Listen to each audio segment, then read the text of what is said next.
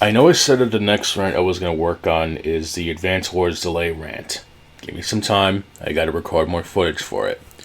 But because of the recent news I have found out, I wanted to make a ScapeROMFiles Quickie rant about this. Star Wars Battlefront 2, the one made by Pandemic, well, is one of my favorite Star Wars games next to the games on Super Nintendo and, of course, Knights of the Old Republic.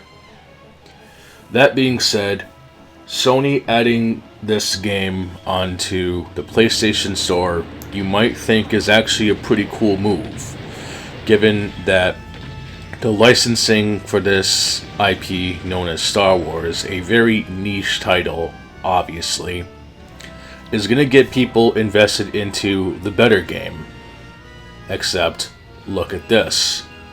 It's the PSP version, and not the PlayStation 2 version.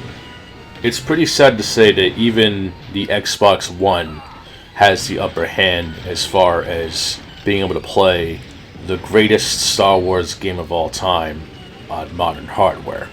Mainly because of split screen, having content that was previously locked behind the original Xbox, downloadable content, Xbox Live Store, whatever the fuck, and even having other features that were not on the PlayStation 2 version, which was one of the few things that was brought into the PlayStation Portable version of this game.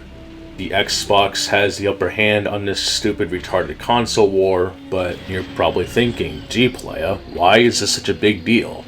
Don't you like this game? Yeah, but the PSP port sucks ass. Compared to what was already in the game to begin with, what was removed I don't think it would make for a good purchase at all. Now, if this was the other PlayStation Portable exclusive Battlefront games, Elite Squadron and Renegade Squadron, which you can decide whether they are as good as the mainline Star Wars Battlefront games made by Redacted, it would have at least been an interesting way to be able to play the not so readily accessible versions compared to a shitty port. I don't really have anything else to say about this version, but having to pay money for this, yeah, no, I'm not having that. Now, let me go play the real version of Star Wars Battlefront 2.